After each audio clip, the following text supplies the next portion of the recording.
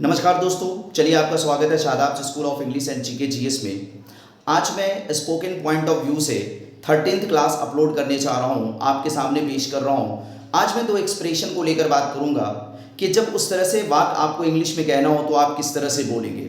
जैसे अगर कहना हो कि अभी आराम क्यों नहीं करते, अभी वहाँ पर क्यों नहीं जाते, है ना, या अब उससे मुलाकात क्यों नहीं करते, इस तरह से अगर एक्सप्रेशन आपको बताना हो तो इंग्लिश में किस तरह से यूज़ करेंगे।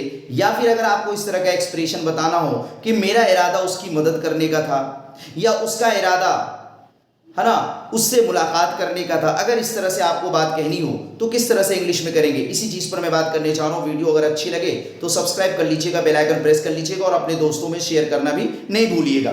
चलिए शुरू करते हैं। जैसा कि मैंने देखिए सेंटेंस लिख रखा है, अब आराम क्यों नहीं करते, या फिर दूसरा सेंटेंस मैंने लिखा है अभी कार्य समाप्त क्यों नहीं करते, तीसरा आपने लिखा है अभी वहां क्यों नहीं जाते। ऐसे सेंटेंस को अगर आपको इंग्लिश में बोलना हो तो बड़ा ही सिंपल होता है। आप क्या करेंगे, व्हाई नॉट यूज कर लेंगे।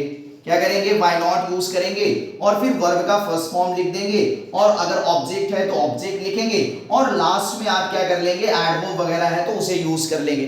ठीक है, जैसे कि देखिए यहाँ पर मैंने सेंटेंस लिखा है अब आराम क्यों नहीं करते, तो अब क्या है, एडवर्ब है, इसको एंड में लाएंगे, है ना। आराम करना ये वर्ब है तो हम क्या करेंगे, डायरेक्ट क्या लिखेंगे, व्हाई नॉट, उसके बाद वर्ब का first form, why not take rest now, ये हो जाएगा आपका सेंटेंस कि अभी आराम क्यों नहीं करते या अब आराम क्यों नहीं करते। अगर कहना हो अभी कार्य समाप्त क्यों नहीं करते तो आप क्या लिखेंगे, व्हाई नॉट, है ना, फिनिश, है ना, द वर्क नाउ, है ना। इस तरह से आप बोलेंगे कि अभी काम समाप्त क्यों नहीं करते।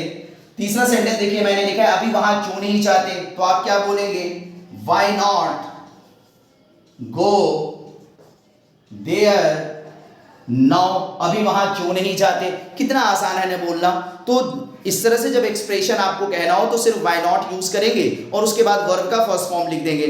चलिए दूसरा एक्सप्रेशन हम लोग जानते हैं। दूसरा यहां पर देखिए मैंने लिखा है मेरा इरादा वहां जाने का था, या उसका इरादा फिल्म देखने का था, मेरा इरादा उसकी मदद करने का था। इस तरह के वाक्य को अगर आपको बोलना हो तो किस तरह से बोलेंगे, तो देखिए उसे भी बड़ा आसान होता है बोलना। उसका एक्सप्रेशन दो तरह से होगा, या तो आप कहेंगे आई वॉज गोइंग, या ही was going, she was going, इस तरह से आई, ही, है ना, या शी, है ना, या दे, है ना। इसके साथ क्या लिखेंगे, या तो वॉज या तो वर्ब, समझिएगा, और उसके बाद वर्ब का आईएनजी वाला फॉर्म, गोइंग, उसके बाद जो है ना टू लिखेंगे और फिर वर्ब का फर्स्ट फॉर्म लिख देंगे, फिर जो हमारा ऑब्जेक्ट होगा उस ऑब्जेक्ट को प्लेस कर देंगे। ये हमारा स्ट्रक्चर होगा।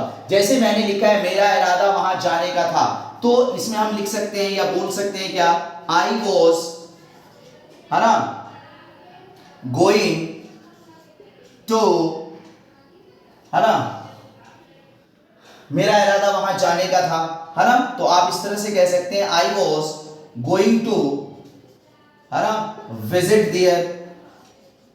ठीक है, या फिर दूसरा तरीका ये भी होता है कि इंटेंडेड आप वर्ड यूज कर लें, डायरेक्ट सब्जेक्ट आप लिखें और सब्जेक्ट के बाद क्या करें, इंटेंडेड कर दें, है ना। सब्जेक्ट के बाद आप क्या करें, इंटेंडेड कर दें, है ना, और फिर वर्ब का फर्स्ट फॉर्म लिख लेंगे। जैसे आप इसको इस तरह से कह सकते हैं, आई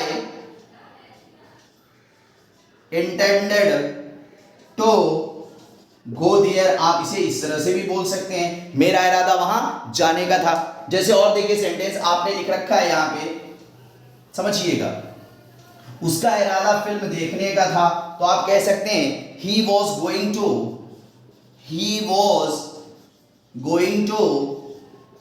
वॉच द मूवी, या ये कह सकते हैं आप, ये भी या कह सकते हैं आप, he intended to watch the movie. दोनों तरह से आप इस एक्सप्रेशन को बता सकते हैं। तो ये दो एक्सप्रेशन मुझे बताना था बहुत ही कम समय में। अब उम्मीद कि आपको वीडियो अच्छी लगी हो तो सब्सक्राइब कर लीजिएगा, बेल आइकन प्रेस कर लीजिएगा और अपने दोस्तों में भी जरूर शेयर करिएगा। ओके, थैंक यू, आपका दिन मंगलमय हो।